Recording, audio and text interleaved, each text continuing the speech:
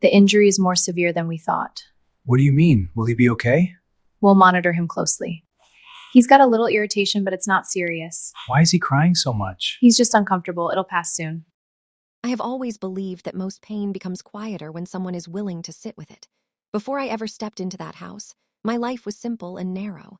I worked long shifts at a private nursing agency that supplied medical staff to clients who preferred privacy over hospitals. I did not ask questions about who they were. I was paid to monitor vital signs, administer medication, and remain invisible. That was enough for me. I rented a small apartment above a grocery store. The walls were thin. The plumbing knocked at night. I kept my expenses written in a notebook beside my bed. Rent, utilities, loan payments from nursing school. My salary barely covered them, so when private contracts appeared, I accepted them without hesitation. Wealthy families paid more, and I needed stability more than pride. I am not outspoken. I have never been. During training, supervisors used to say I had a calming presence. I moved slowly. I listened more than I spoke. I learned early that people in pain do not need noise. They need steadiness. The call about the baby came late in the evening. The agency coordinator's voice was careful. She said the client required discretion and composure. The child had been crying for days with no medical explanation. Several professionals had already been rotated out. The father wanted someone competent. That was the word she used. She did not say his name, but I knew it before she finished speaking. Everyone in the city knew it. He owned businesses that did not advertise. He attended public events without smiling. People lowered their voices when discussing him. No one used the word Mafia directly, but it lived in the silence around him. I agreed to the contract. The estate was farther from the city than I expected. The gates opened without question after my name was checked twice. The driveway curved through trimmed hedges that looked almost artificial in their precision. The house itself was large but not ornate. It did not display wealth. It contained it. Inside, the atmosphere was controlled. Guards stood near doorways without appearing to stand at all. Staff moved quietly as if noise required permission. Conversations stopped when I passed. I felt their assessment immediately: another nurse, another temporary solution. The baby's mother was mentioned only once during my introduction. She was resting elsewhere.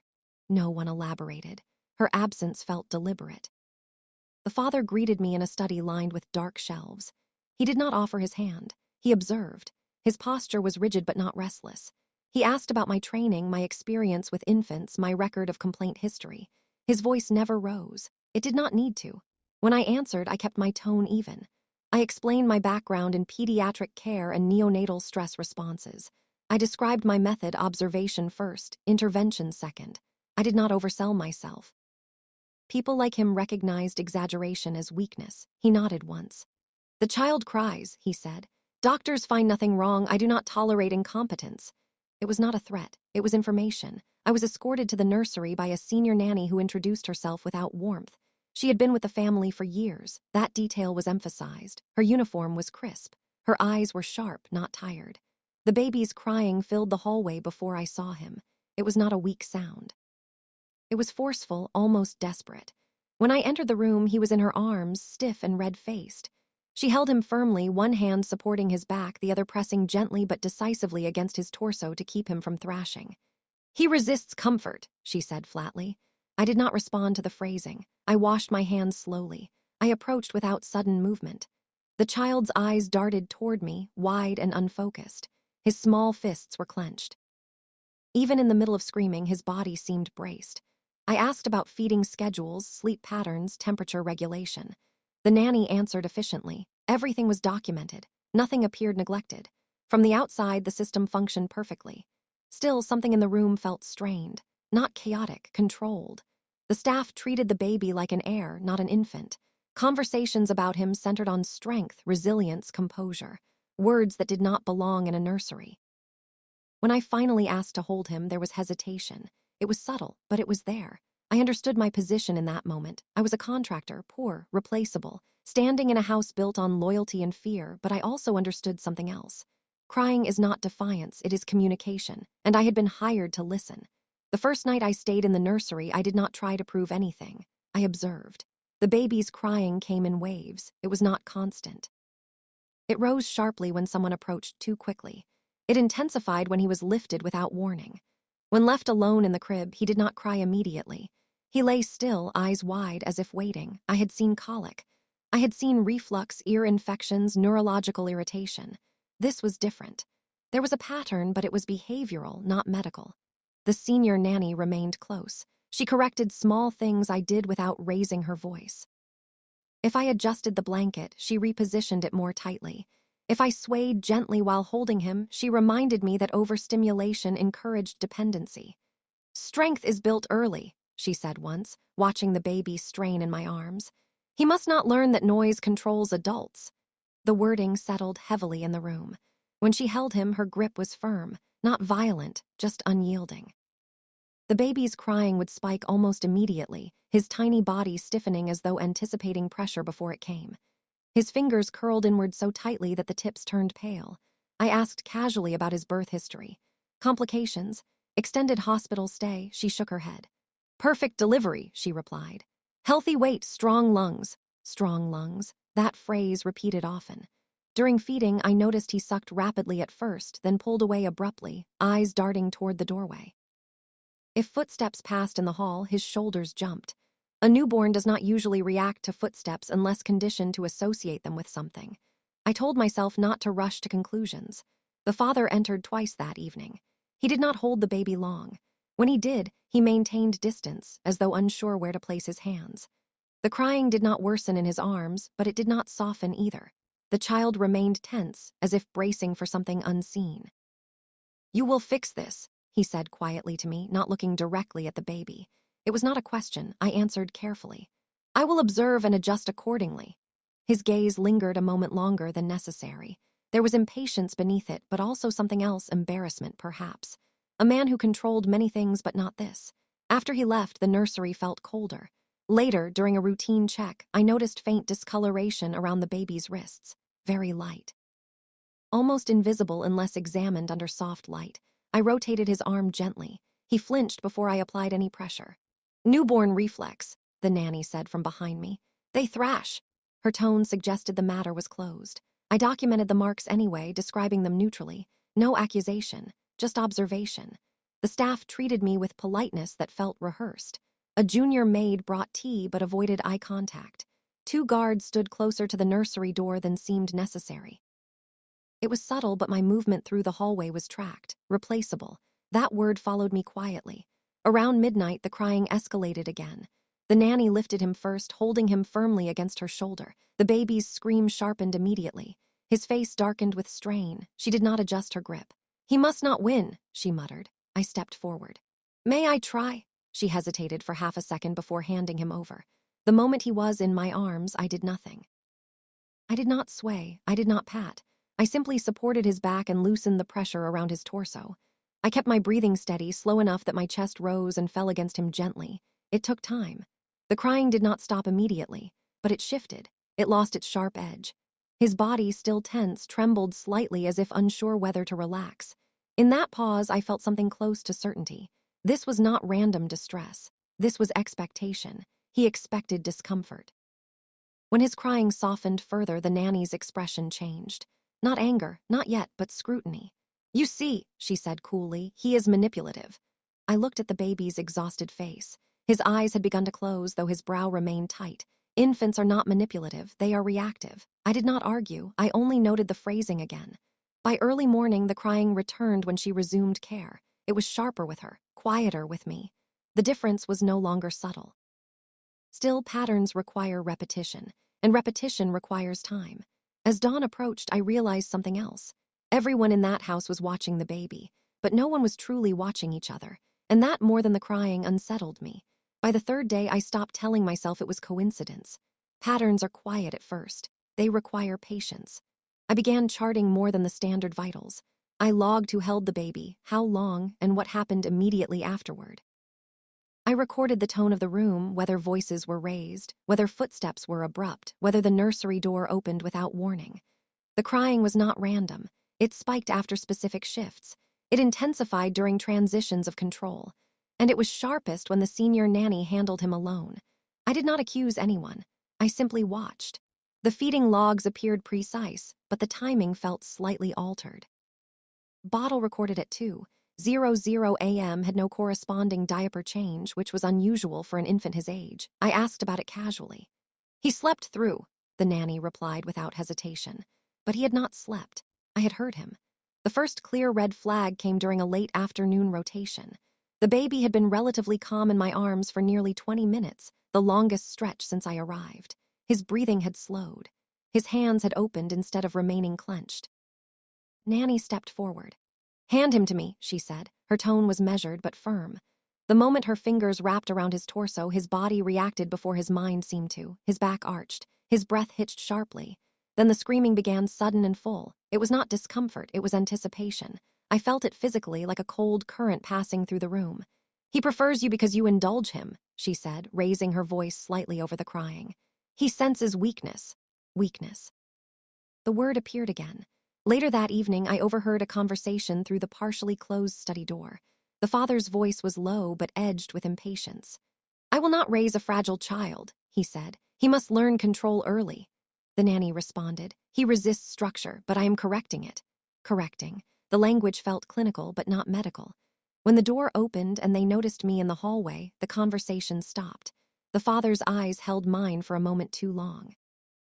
"You are here to ensure health," he said evenly, "not to interfere with upbringing." I nodded. "Of course."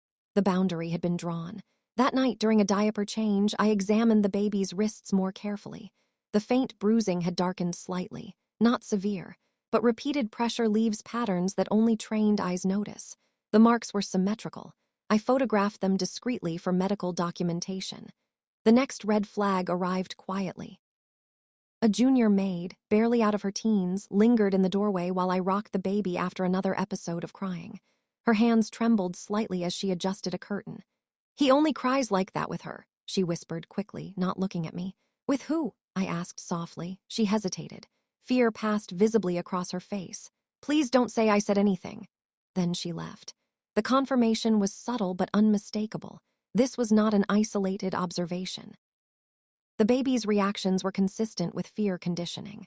Sudden tension before touch, escalation before restraint, relief when pressure eased.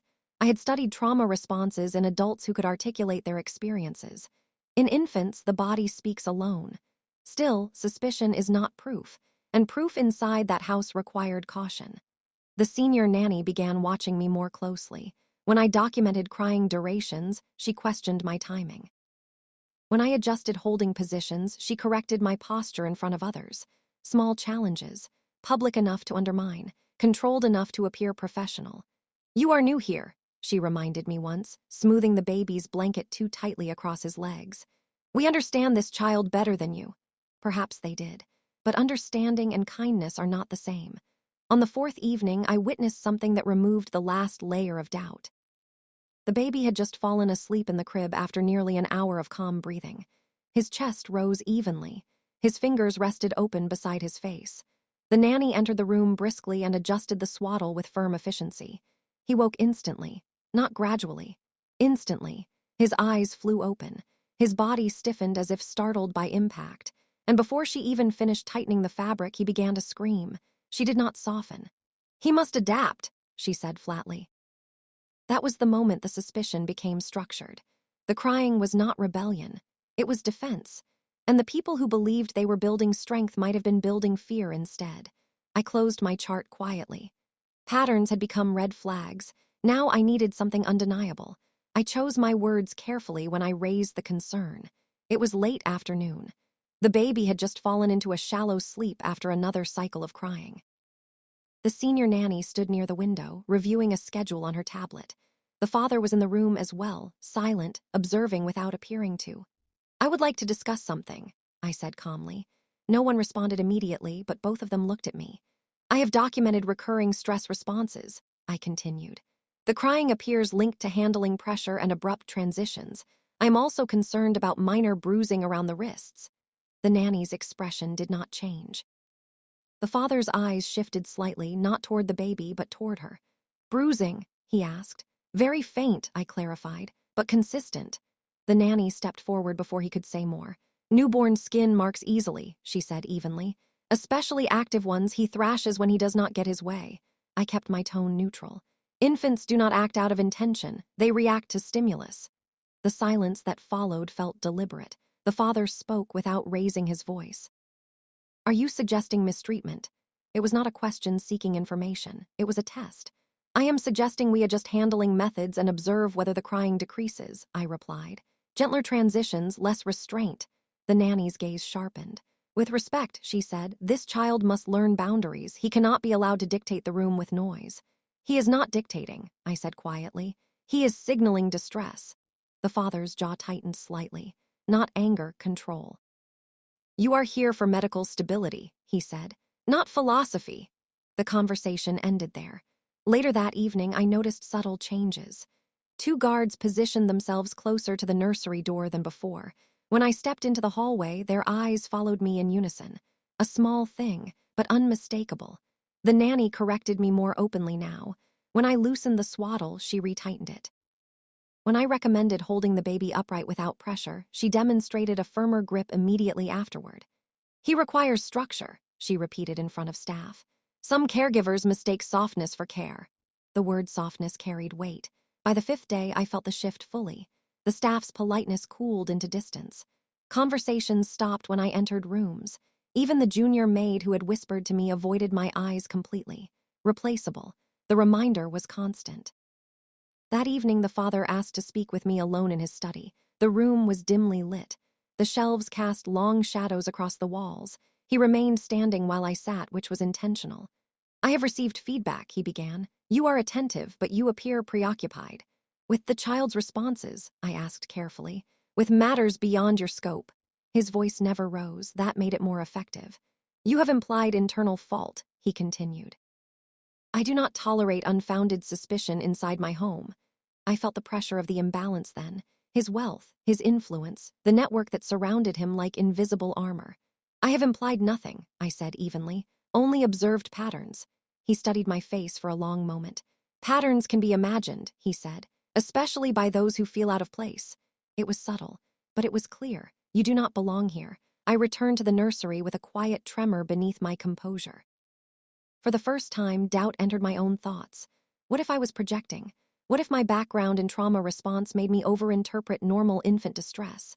The environment was intense, the scrutiny constant. Perhaps my perception had sharpened too far. The nanny sensed it immediately.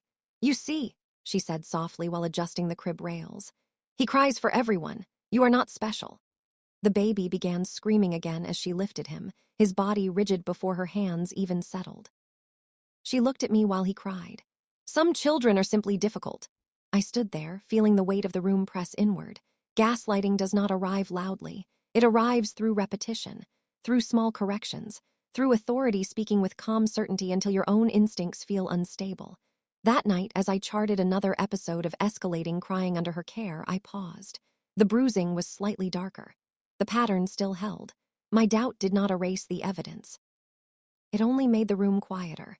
And in that quiet, I understood something important. If I was wrong, I would lose this contract. If I was right, the child would lose far more. By the end of the first week, I understood that observation alone would not protect the child. I needed confirmation that could not be dismissed as imagination. The opportunity came through procedure. Each night, I submitted sleep and stress reports to the main household system. Access to archived footage required authorization, but health-related documentation allowed limited review of nursery recordings for environmental analysis. It was a narrow window. Still, it was enough. I requested footage under the explanation that I was studying light exposure and sound triggers affecting the baby's sleep cycles. The senior nanny did not question it.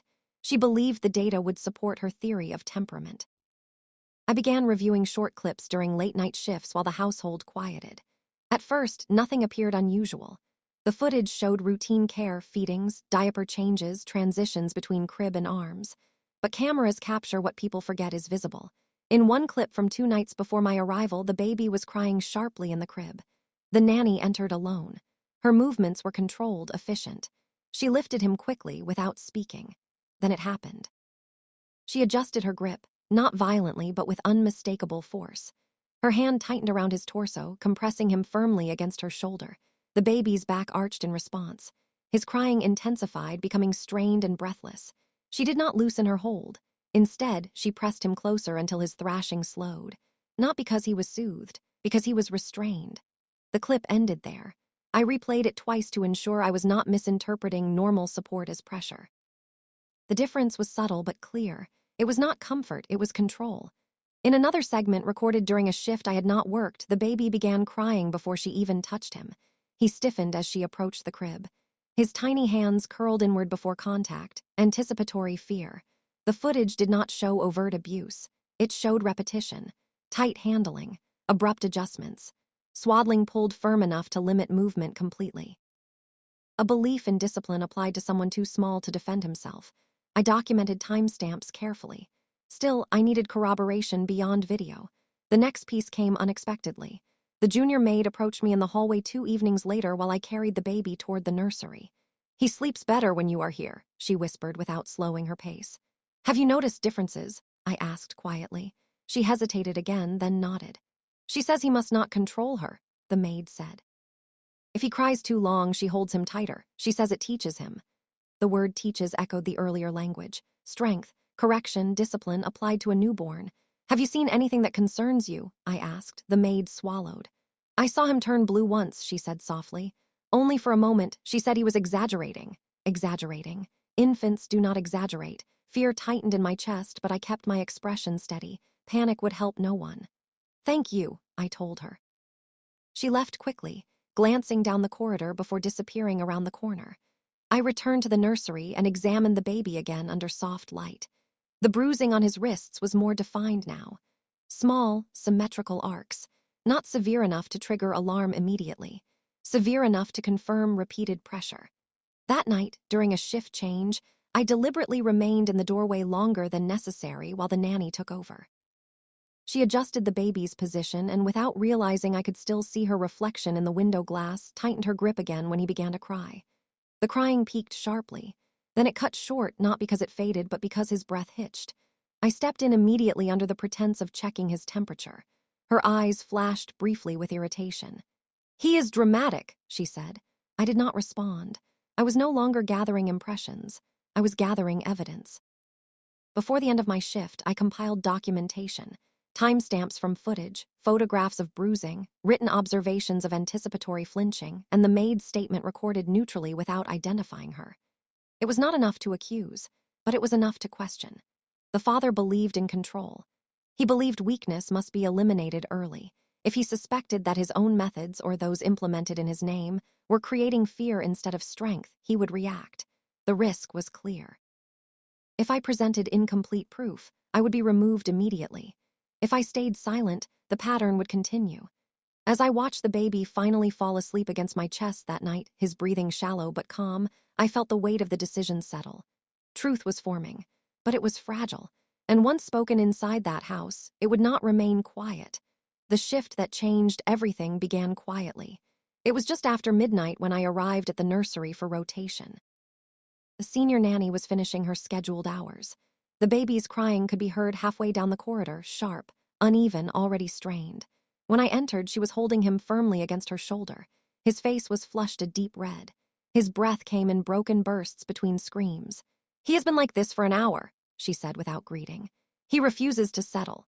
I stepped closer and noticed the tension immediately. His tiny fingers were curled inward so tightly that his knuckles were pale. His back was arched unnaturally stiff against her arm. "May I asked. She hesitated longer than usual, then she handed him over. The moment the pressure shifted even slightly, his body reacted. Not with calm, with confusion. His breath hitched as if unsure whether the restraint would return. I loosened my hold, supporting him without compressing his torso. I did not speak. I simply breathed steadily. The crying did not stop at once. It trembled, fractured, softened. Behind me, I felt her watching. "You undermine structure," she said quietly. "He learns that distress brings reward." "He learns that distress brings relief," I replied. Her expression hardened. Before I could respond further, the father entered the room. He did not knock. He rarely did. His gaze moved from the nanny to me, then to the baby in my arms. The crying had reduced to shallow whimpers. "Explain," he said. "He resists discipline," the nanny answered quickly. "She weakens him." I kept my tone measured. The baby responds negatively to forceful handling. I have documented repeated stress spikes correlated with tight restraint. The father's eyes narrowed slightly. Restraint, he repeated. I did not look away. Firm compression repeated. The room went still. The nanny stepped forward. She is exaggerating. I have raised children for this family for years. He simply requires correction. Correction, I echoed quietly. The father's jaw tightened. Enough. He turned to me. You requested a private meeting yesterday. Speak. I had not expected it to come this quickly. I shifted the baby gently in my arms and handed him to a junior staff member standing nearby. His crying had nearly stopped. Then I faced the father directly. I have reviewed nursery footage, I said evenly. I accessed it under environmental analysis protocol. I observed repeated instances of excessive grip during distress episodes. The nanny's posture stiffened. I have documented wrist bruising consistent with pressure. I have recorded anticipatory flinching prior to contact. You are overstepping, she interrupted. He raised a hand slightly. She fell silent. I have also collected timestamps, I continued, if you wish to review them personally. The silence that followed felt heavier than anger. He did not shout. He did not threaten. He simply stared at me as if recalculating something. You accessed internal footage without direct authorization, he said calmly. I followed medical protocol, I replied, to assess triggers. The power imbalance pressed inward. I was aware of the guards at the doorway. A single word from him could end my contract immediately. The nanny spoke again, more forcefully now.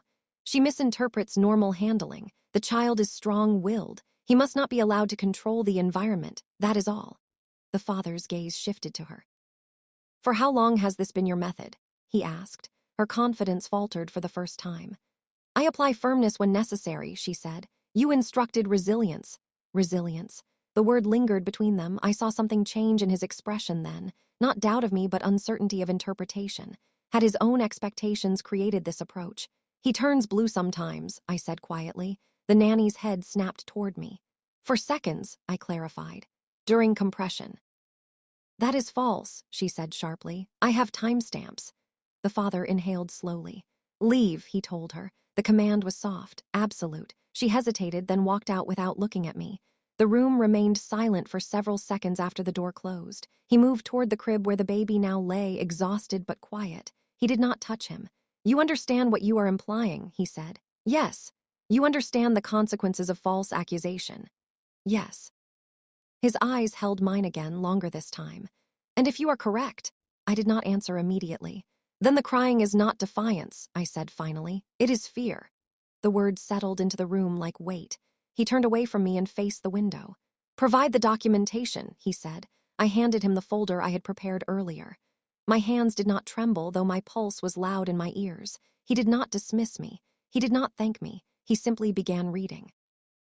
As I stepped back toward the doorway, I understood that escalation had already begun. There was no quiet return from this. If he believed me, someone inside his home had betrayed his trust. If he did not, I had. Either way, the balance of that house had shifted. And the baby, for the first time since I arrived, was asleep without screaming. The footage confirmed what my documentation had only suggested. But it was not the recordings that broke me. It was what I saw with my own eyes. The investigation began quietly. The father did not announce anything. He did not accuse. He reviewed the timestamps alone. Security access logs shifted. Guards rotated positions. The senior nanny continued her duties as if nothing had changed. But something had. She knew. Her corrections toward me became colder, sharper. She no longer masked irritation with professionalism. When I entered the nursery, she would finish tasks abruptly, as though protecting territory. 2 nights after I presented the documentation, I arrived earlier than scheduled. A supply delivery had been delayed, and I needed to verify medication stock. The corridor outside the nursery was empty. The crying reached me before I reached the door. It was different, not loud, strained, short, broken bursts like someone trying to cry through restricted breath. The nursery door was not fully closed. I saw them through the narrow opening. She was standing beside the crib, leaning forward. Baby was in her arms, facing outward. His back arched sharply. His tiny legs kicked weakly. Her hands were wrapped around his torso, tight, not shaking violently, but compressing. You will stop, she whispered. Her voice was low, controlled, almost calm. The baby's face darkened. His mouth opened wide, but the sound that came out was thin and fragmented. For a second, I froze, not from fear of her, from the shock of confirmation. Then I stepped fully into the room. Give him to me, I said. She turned slowly, annoyance flashing across her face. "You are early. Give him to me." There was no raised voice, no dramatic confrontation, just steadiness. She held him a second longer, as if testing whether I would retreat. I did not. Finally, she handed him over. The moment I loosened the compression, his body trembled violently. He gasped, not dramatically, but deeply, as if refilling something that had been squeezed out of him. I supported his head and back carefully, giving him space to breathe without pressure. His crying shifted from strained bursts to full, desperate sobs. Sobs were better. They meant air was moving freely. "You interfere constantly," she said, her composure thinning. "You encourage weakness." "I encourage oxygen," I replied quietly, her jaw tightened. "You think you understand this household," she said. "You do not. He will grow into power. He must learn control. He is an infant. He is an heir." The word hung in the air like justification. I stepped closer to the crib and laid him down gently, keeping one hand resting lightly on his chest, not pressing, just present. His breathing began to steady. "You are hurting him," I said. It was the first time I spoke this sentence aloud. She did not deny it immediately. Instead, she straightened. "I am preparing him," she answered. "For what?" I asked. "For the world he belongs to." The simplicity of her conviction unsettled me more than anger would have. She believed she was right. Footsteps approached down the corridor. The father entered without warning again, as he often did. His eyes moved quickly between us. "What is happening?" he asked. No one answered immediately. I met his gaze. "You should review the live feed," I said calmly. The nanny's face drained slightly of color. He looked toward the small camera in the corner of the nursery, then back at her. "What did you do?" he asked. Her voice faltered for the first time. "I applied firmness, as instructed." "I instructed care," he said, silence, heavy, dense.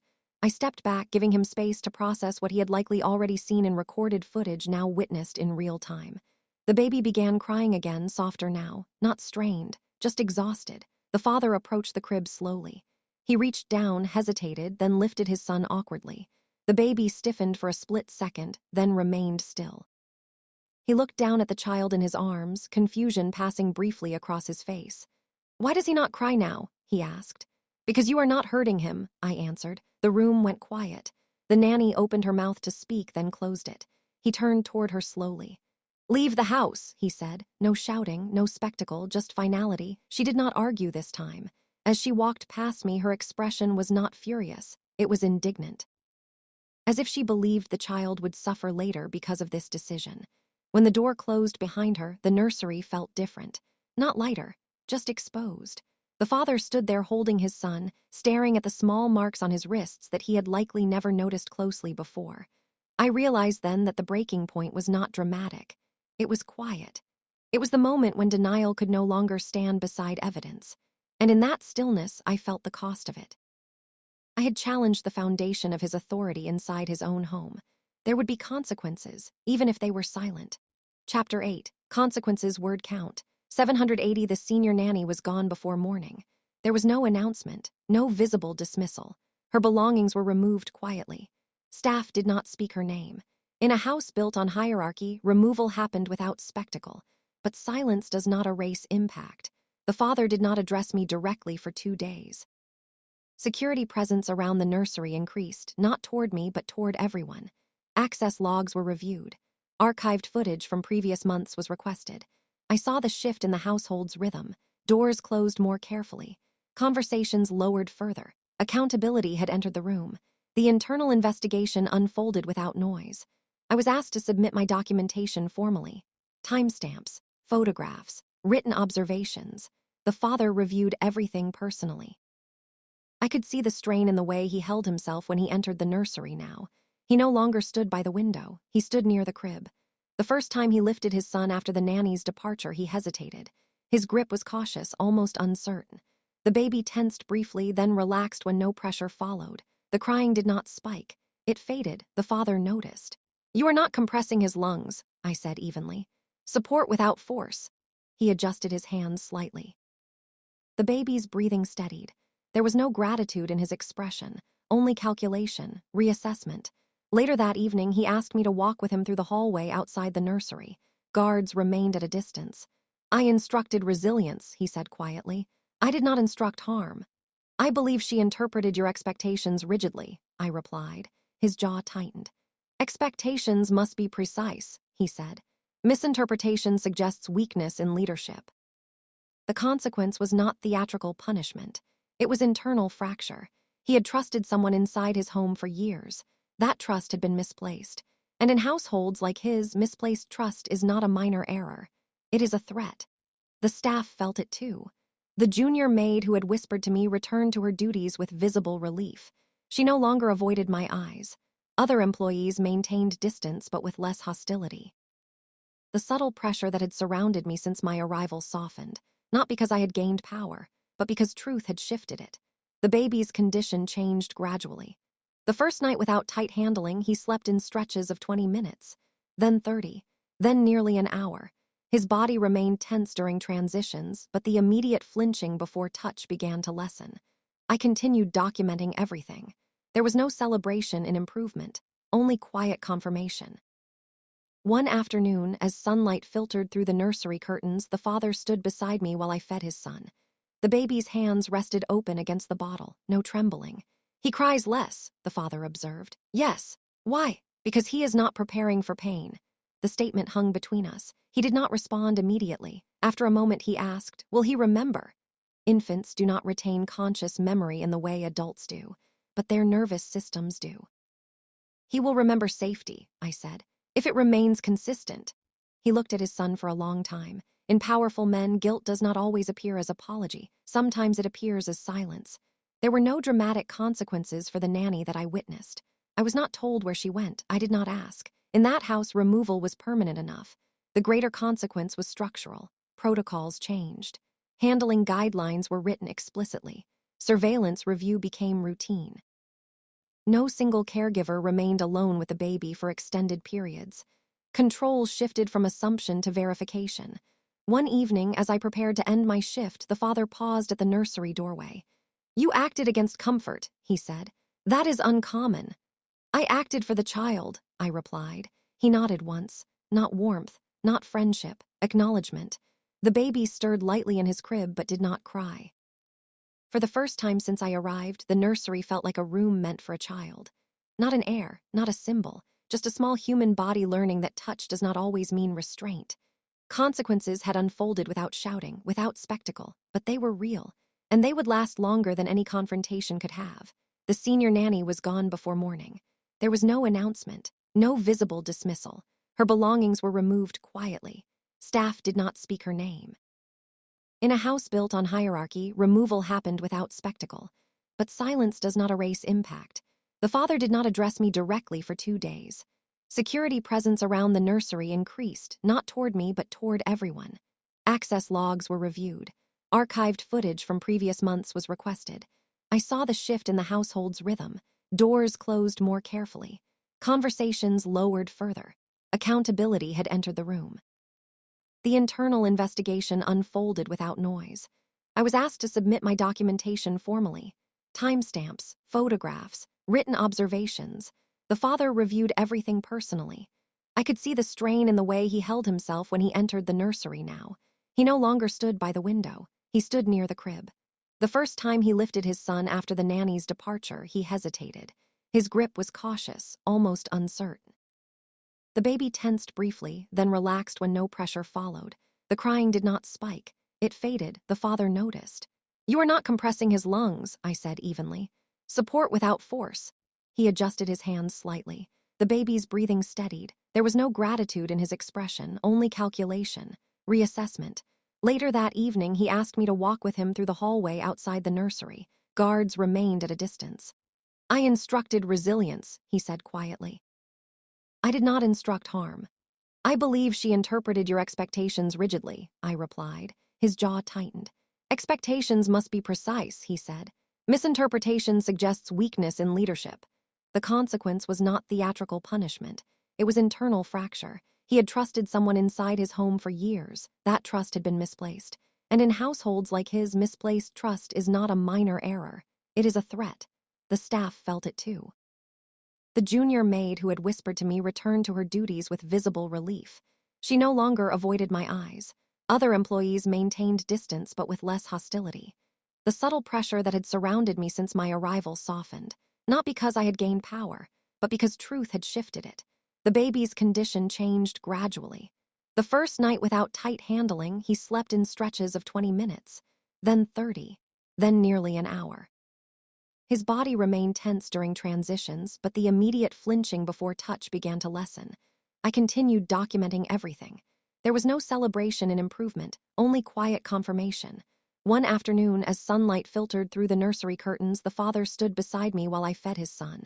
The baby's hands rested open against the bottle, no trembling. "He cries less," the father observed. "Yes. Why?" "Because he is not preparing for pain." Statement hung between us. He did not respond immediately. After a moment, he asked, "Will he remember?" Infants do not retain conscious memory in the way adults do, but their nervous systems do. "He will remember safety," I said, "if it remains consistent." He looked at his son for a long time. In powerful men, guilt does not always appear as apology. Sometimes it appears as silence. There were no dramatic consequences for the nanny that I witnessed. I was not told where she went. Did not ask. In that house, removal was permanent enough. The greater consequence was structural. Protocols changed. Handling guidelines were written explicitly. Surveillance review became routine. No single caregiver remained alone with the baby for extended periods. Control shifted from assumption to verification. One evening, as I prepared to end my shift, the father paused at the nursery doorway. "You acted against comfort," he said. "That is uncommon." "I acted for the child," I replied. He nodded once, not warmth, not friendship, acknowledgement. The baby stirred lightly in his crib but did not cry. For the first time since I arrived, the nursery felt like a room meant for a child. Not an heir, not a symbol, just a small human body learning that touch does not always mean restraint. Consequences had unfolded without shouting, without spectacle, but they were real, and they would last longer than any confrontation could have. My contract ended 2 weeks later. There was no ceremony. No formal acknowledgement beyond a brief message from the household administrator confirming completion of service. On my final evening, I held the baby one last time before preparing to leave. The nursery was dim. The curtains were half drawn. The air felt steady, no longer tense. He had grown quieter in small, measurable ways. His body no longer stiffened before touch. His hands opened naturally against my uniform instead of curling inward defensively. When I shifted him from one arm to the other, his breathing remained even. He watched my face while I supported him gently, no fear in his eyes, just curiosity. The father entered without speaking, as he often did. He stood beside the crib and observed for a long moment. The baby made a soft sound, not a cry, just a tired exhale, and rested his head against my shoulder. "He sleeps now," the father said. "Yes." He stepped closer and took his son from me carefully. His movements were deliberate, measured. There was no compression in his grip. The baby remained calm. "Thank you," he said. It was not emotional, it was not expressive, but it was direct. I nodded once. There was nothing more to say. When I walked down the long corridor for the last time, the guards did not avoid my eyes. The staff moved normally around me. The house felt unchanged on the surface, still controlled, still silent. But the nursery door remained slightly open behind me.